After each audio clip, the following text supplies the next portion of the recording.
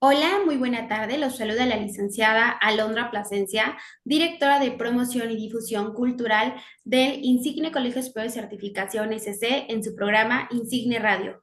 Como todos los martes tenemos una gran invitada y el día de hoy nos acompaña la maestra Meilen Vences, que nos trae un tema sumamente interesante, pero sobre todo importante. Antes de dar inicio, quiero compartirles lo siguiente. Si ustedes están interesados en una licenciatura, maestría o doctorado, el Insigne Colegio Superior de Certificación es su mejor opción. Cuenta con 10 licenciaturas, 3 maestrías y 3 doctorados. Contamos con la licenciatura en Derecho, Administración, Psicología, Pedagogía, la ingeniería en robótica, contaduría, locución, sistemas computacionales, negocios internacionales y enseñanza del idioma inglés. También contamos con 3 maestrías, alta dirección, juicios orales y educación. 3 doctorados, derecho, educación y administración. Para mayor información se pueden comunicar con nosotros a través del 55 70 62 63 46. Repito, 55 70 62 63 46. No olviden seguirnos en nuestras diferentes redes sociales, Facebook, Twitter, LinkedIn. Suscríbanse a nuestro canal de YouTube. También nos pueden encontrar en TikTok con el hashtag Soy Insigne. También hago de su conocimiento que vamos a llevar a cabo 3 congresos. El primer congreso se va a llevar a cabo el sábado 2 de agosto en el estado de Querétaro. Estén muy atentos de nuestras redes sociales para compartirles los temas y los expositores. El segundo congreso es el séptimo Congreso de Visiones Jurídicas, Criminológicas y Psicológicas del Delito. Este congreso se va a llevar a cabo el 4 y 5 de octubre de manera presencial y virtual. Y también llevaremos a cabo el tercer Congreso Internacional. El primero se llevó a cabo en Argentina, el segundo en Ecuador y en esta ocasión le toca a México. ¿Cuándo se va a llevar a cabo? Es el 14 y 15 de noviembre. Para mayor información también nos pueden dejar un mensajito por vía Messenger. Nos encuentran como Insigne Colegio Superior de Certificación o Insigne Superior. Sin mayor preámbulo, le quiero dar la bienvenida a la licenciada que el día de hoy, como bien les mencionaba, nos trae un tema muy interesante. Vamos a hablar sobre la neuroeducación. Muy buena tarde, licenciada. ¿Cómo está usted? Buenas tardes, muy bien. Muchas gracias por haberme invitado de nuevo. Excelente. Pues como bien menciona, no es la primera ocasión que nos acompaña. Y bueno, para las personas que no tengan conocimiento quién es la licenciada Mailen, me gustaría que se presentara muy brevemente, licenciada, por favor. Claro que sí, muchas gracias. Soy maestra en educación, licenciada en psicología. Tengo varios cursos en criminología forense y crim- eh, psico, psicocriminología. Ok. Actualmente soy coordinadora educativa. Muy bien. Licenciada, ¿por qué decide el día de hoy hablar acerca de la neuroeducación? Porque es el futuro de la educación. Actualmente ya la pedagogía y la psicología educativa se están enfocando principalmente o van de la mano con la neuroeducación. Perfecto. ¿Nos puede explicar, la primera pregunta que yo le haría es, ¿nos puede explicar qué es la neuroeducación para las personas que no tienen conocimiento de ello? Claro que sí, mira, es una disciplina entre la neurociencia, la psicología y la pedagogía, el cual intentamos llevar el aprendizaje de mejor manera y el cómo enseñamos, principalmente es nuestro punto fuerte, el cómo enseñamos para cómo aprender. Ok. ¿Cómo surge esta disciplina? Mm, Surge a través de varias teorías y al ver que la educación se había estado quedando de manera muy anticuada, muy estricta, pero no se lograban avances. Entonces, gracias a los avances de la ciencia, se ha podido comprender el cerebro Ok, y cómo éste funciona a través del día a día, y esto llevó una gran interpretación del aprendizaje. perfecto. ¿Se podría decir que la neuroeducación es algo con lo que vivimos día a día? Sí, el cerebro nunca deja de aprender, eso es un hecho, pero gracias a la neurociencia, bueno, sí, a las neurociencias, ahora podemos llevar, digamos, l- los elementos que corroboran esta educación al aula de clases. Bien, ¿qué mitos o ideas erróneas existen sobre cómo aprendemos que la neuroeducación ha venido a derivar? Ah, bueno, uno de los más famosos era, hasta hay dichos, ¿no? Perro viejo no se le enseñan trucos nuevos, el cual pues aludía a que ya con la edad ya no podías obtener nuevos aprendizajes. Esto es realmente falso. Nunca, el cerebro nunca deja de desarrollarse como tal. También se puede decir ¿cómo se llama? El de la letra a sangre entra. Eso tampoco. Se ha demostrado que hay varias formas de aprendizaje, desde el back hasta los más sencillos, como son lo de la música o a través de las emociones. Entonces, no solamente tiene que ser una educación estricta, sino también puede ser más abierta. Y la otra de que el cerebro dejaba de generar neuronas. Ahora ya se conoce la neuroplasticidad y nos hace referencia a que con la edad aún así seguimos aprendiendo y no es eso de que vas perdiendo neuronas con la edad, sino se pueden generar neuronas nuevas o sea, sí mueren, pero hay otras 10 que la van a sustituir. Entonces, gracias a la neurociencia aprendimos que hay maneras de que si muere una, cómo utilizar estas 10 que se están reconstruyendo. Ok, perfecto. ¿Qué papel juegan las emociones en el aprendizaje según la neuroeducación? Bueno, las emociones no puedo enseñar sin conocer el cerebro y no puedo aprender sin conocer las emociones. Todas las experiencias que nosotros vamos teniendo son aprendizajes. Bien lo decía Oscar Wilde, los errores, le llamamos experiencia a nuestros errores, ¿no? Entonces, nos hemos dado cuenta que las emociones juegan un papel fundamental en el aprendizaje. No es lo mismo que aprendas en un estado de ánimo bajo Ujú. a que lo aprendas en un estado de ánimo atento, alegre, ¿no? ¿Por qué? Porque realmente aquel aprendizaje se va a generar un recuerdo y a través de la emoción va a ser el puente hacia ese aprendizaje. Ok, entonces, licenciada, ¿qué tan cierto es que el estrés bloquea el aprendizaje? ¿Esto es verdad? ¿Es mentira? Es completamente verdadero. De hecho, se probó cuando a los alumnos se les somete a exámenes. El nivel de estrés que manejaban era como el de un adulto. Principalmente lo comparan con un joven adulto japonés, que son los seres humanos que más trabajan o bajo mayor estrés están por su estilo de vida más estricta y su cultura. Pero bueno, pues se ha demostrado que los jóvenes, principalmente los adolescentes, sufrían un estrés mayor durante la época de exámenes Ok, y el aprendizaje era menor, prácticamente nulo, y lo peor es que no lo podían plasmar en sus estudios. ok. Y por ejemplo, ¿cómo lo podemos evitar, no? Como bien mencionaba, cuando un adolescente está a poco tiempo de llevar a cabo un examen, eh, o sea, es imposible, ¿no? Tener ese estrés, esa presión, esa angustia de cómo le va a ir en el examen. Pero ¿cómo se puede evitar este estrés, ya sea en el aula o en casa, justo para no bloquear este tema del aprendizaje? Pues bueno, actualmente ya los exámenes no tienen un valor, eh, digamos, tan alto Ujú. en las calificaciones de los alumnos.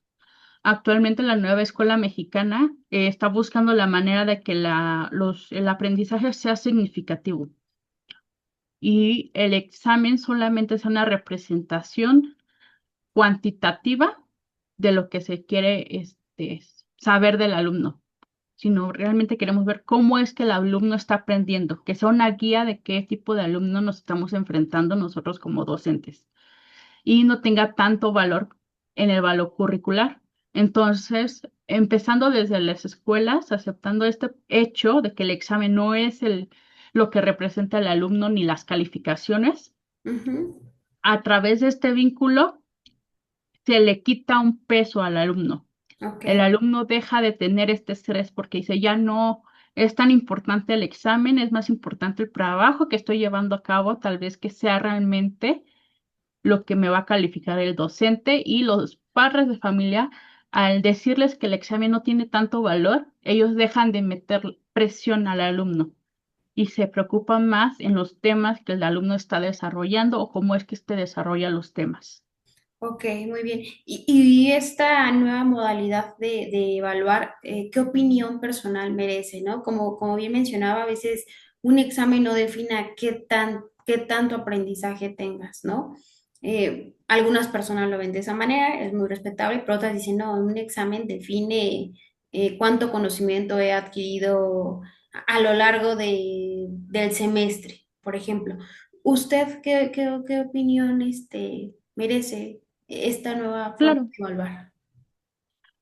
para mí siempre me ha parecido más una guía y estoy de acuerdo con este formato de educación porque es algo que se está llevando también, bueno, se llevó mucho tiempo antes, después de la Segunda Guerra Mundial en las escuelas en Europa. Ujú. Entonces, aceptar este hecho es lo más importante. En lo personal, como docente también, me facilitó de cierta manera. Pero si somos realistas, un docente llega a manejar más de 30 alumnos en una sola aula. Ok, No podemos solamente interpretar el examen muy personal, por así decirlo, sino necesitamos, para darle respuesta a la SEP o a la institución que nos está solicitando nuestros servicios, pues hacer un examen es lo más rápido que se puede saber de todo un grupo, de cómo se encuentra. Entonces, los alumnos, pues lamentablemente pasan de ser a personas a números. por Cuando supuesto. tienes un grupo menor y tienes la fortuna, digamos, de que puedes interactuar y conocer a los alumnos a profundidad, pues más allá de un número, te vas evaluando incluso tú mismo, ¿no? Y es lo más, a veces considero que también nosotros debemos de aprender que el examen del alumno también es un reflejo de cómo enseñamos. Sí, ¿no? Sobre todo, desde qué punto de vista cada una de las y los alumnos pueden adquirir este aprendizaje, ¿no? Hay alumnos que se les facilita más estar observando al docente mientras escribe, otros no necesariamente tienen que ver lo que escribe en el pizarrón, simplemente con el audio, ¿no? Con el audio que escucha de la o el docente. Entonces, también es un tema muy, muy interesante e importante.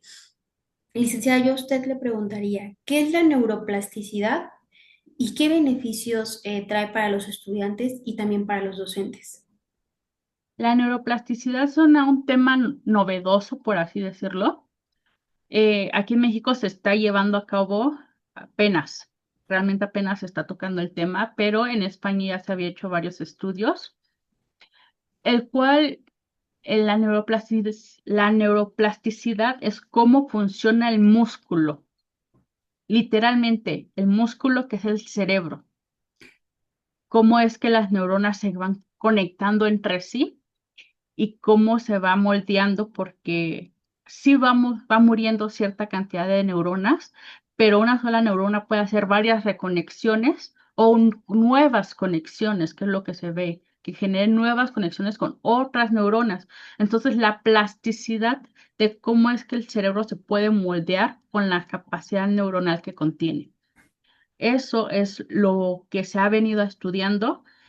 Como docentes debemos entender que tenemos que aprender a que los alumnos, todas las generaciones son diferentes e identificarnos o conocer de ellas, de estas nuevas generaciones, para poder entender y comprender socialmente el desarrollo de estas y cómo es que puede enseñar. Pues como tú lo mencionabas, no todos aprenden igual, pero no es que aprendan de un solo modo.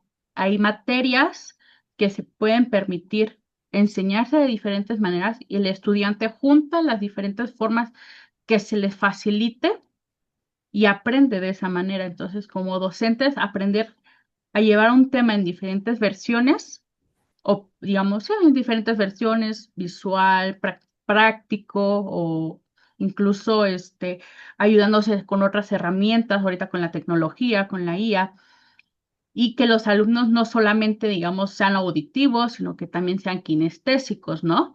Entonces ellos juntan todos sus sentidos y todas sus emociones con su facilidad de aprendizaje para poder entender tal vez no solamente una materia, como te decía, esta tiene que adaptarse a todas las disciplinas y con ello el docente tiene que ser multifuncional.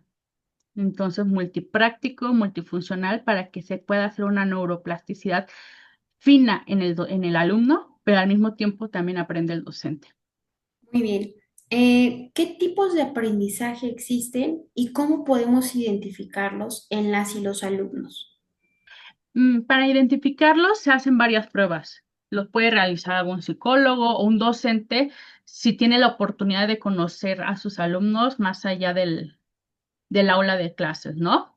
Ujú. Pero en especial, pues tenemos tres estilos básicos, es el visual, kinestésico y auditivo, ¿vale? Ok. Pero estos se intercalan con las inteligencias múltiples, el espacial, el lingüístico, el matemático-lógico, el kinestésico, el naturalista, ¿vale?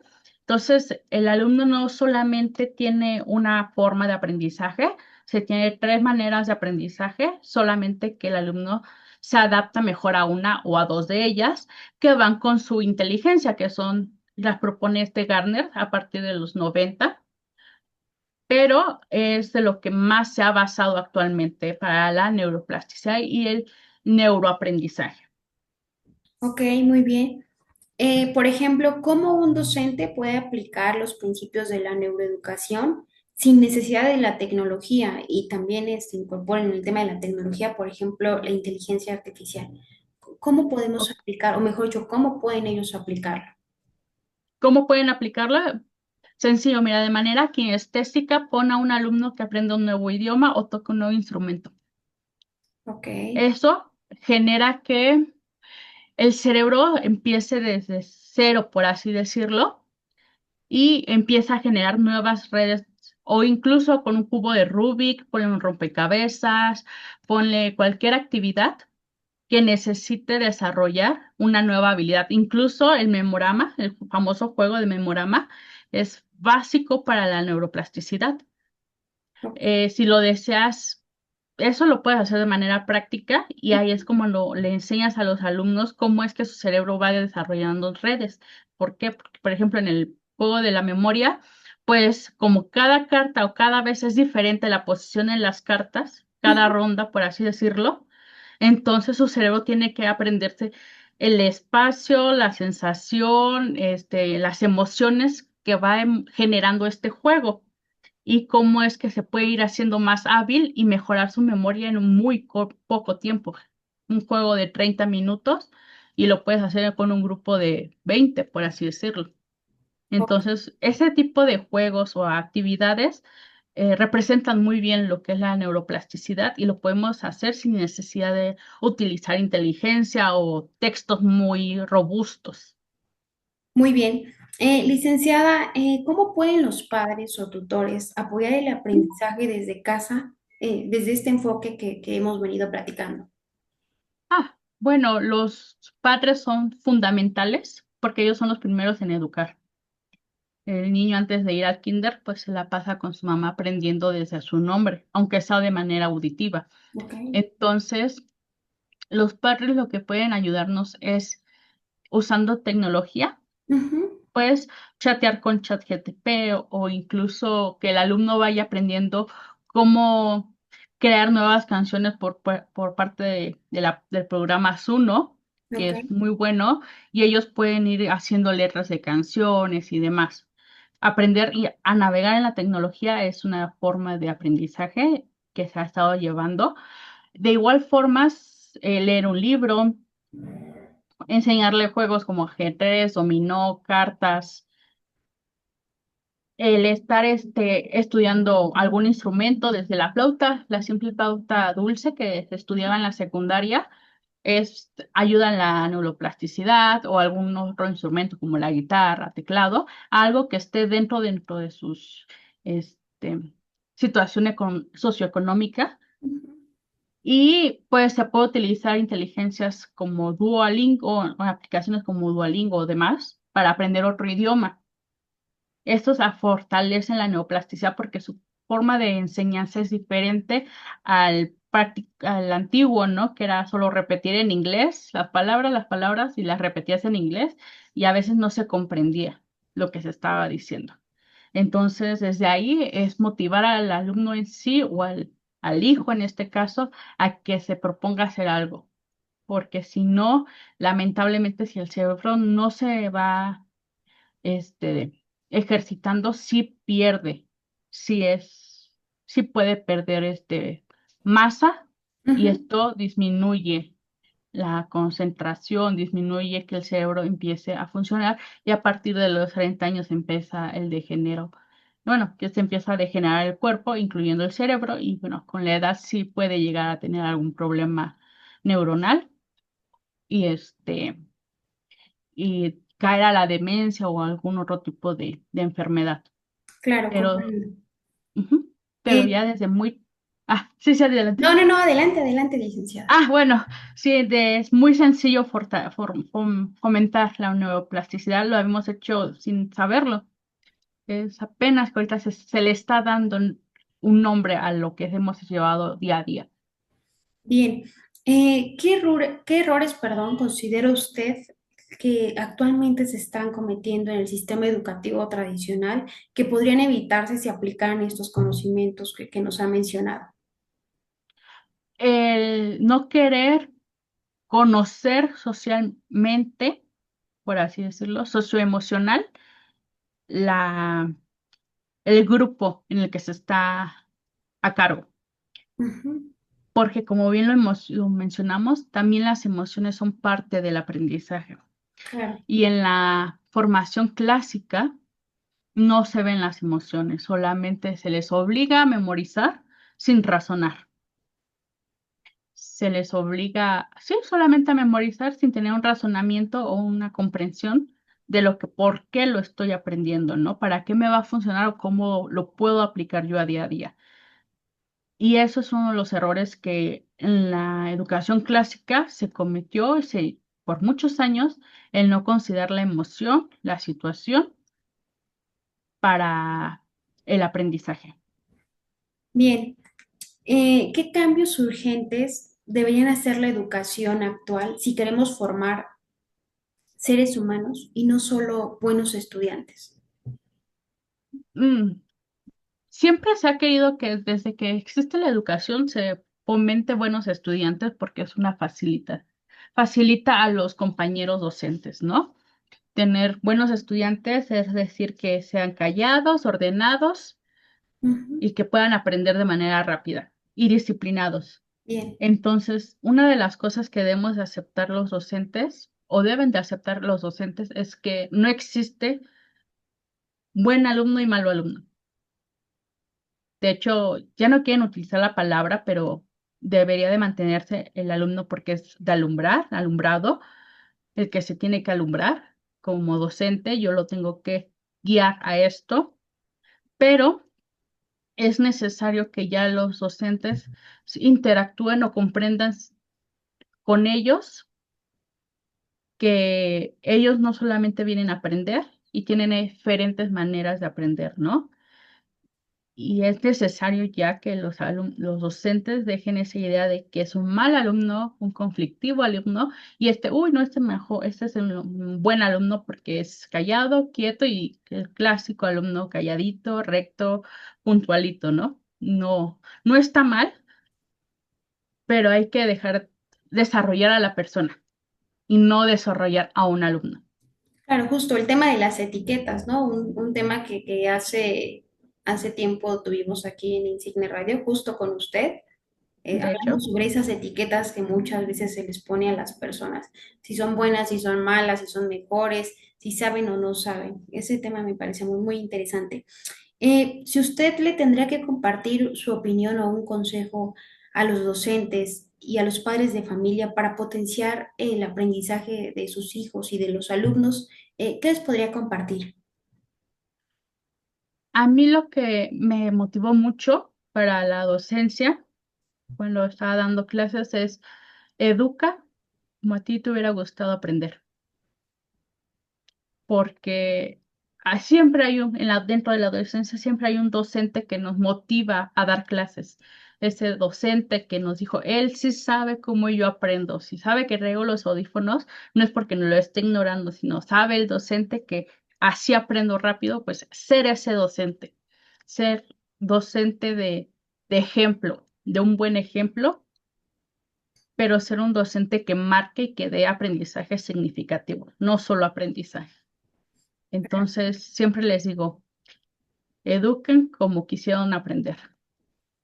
Muy bien, licenciada. Coincido totalmente con usted y como siempre el tiempo es nuestro peor enemigo, ya estamos por salir del aire. No me quiero despedir sin antes nos conteste esta última pregunta de cómo cambió su forma de enseñar o de ver la educación después de conocer la neuroeducación. ¿Cómo cambió su Pues forma? fíjate que yo no, cuando estaba dando clases, no la conocía. Ya la vine a conocer cuando soy coordinadora, pero gracias a mi maestra Pero, que Ujú. si llega a ver este video, pues es mi madrina, mucho gusto. Este, más que nada, como ella enseñaba, era como yo quería educar, pero como yo siempre tuve ciertas dificultades en aprendizaje en mi época de estudiante, buscaba las maneras. Entonces, yo también tenía que buscar y educarme para poder enseñar. Entonces, yo estaba haciendo una neuroplasticidad sí estaba haciendo neuroplasticidad porque, por ejemplo, yo tenía que dar clases de inglés y el inglés a mí nunca se me había dado. Entonces, pues ni modo, pues era buscar las maneras de cómo enseñar inglés si yo manejar al 100 el inglés. Y Ok. pues uno siempre va a dar educación de calidad y buscaba la manera yo de aprender y de esa manera enseñando aprendí, haciendo una conexión neuroplástica, haciendo una neuroplasticidad a mis 24 26 años yo tenía, cuando técnicamente ya no tenía edad para aprender otro idioma o para... Me tocaba maestros, me decían, no, es que si ya no sabes inglés cuando eras joven, pues ya no vas a aprender más grande, ¿no? Y yo, ¿cómo de que no? Se lo estoy enseñando. Y pues sí, así era cuando yo me di cuenta, ya leyendo actualmente libros, revistas y todo esto, dije, oh, yo hice neuroplasticidad para poder enseñar. Excelente, licenciada. Pues le quiero agradecer infinitamente que nos haya acompañado, que nos siga acompañando, nos siga compartiendo estos conocimientos a nombre del rector, de su servidora y del programa. Le agradecemos su participación y sobre todo su tiempo. Muchas gracias por haberme invitado y será un placer siempre estar con ustedes. A ustedes y no se olviden seguirnos en nuestras diferentes redes sociales, Facebook, Twitter, LinkedIn. Suscríbanse a nuestro canal de YouTube y estén atentos de nuestras redes sociales para nuestros próximos congresos. Nos vemos el sábado en la ceremonia de investidura de doctorado honoris causa. Mi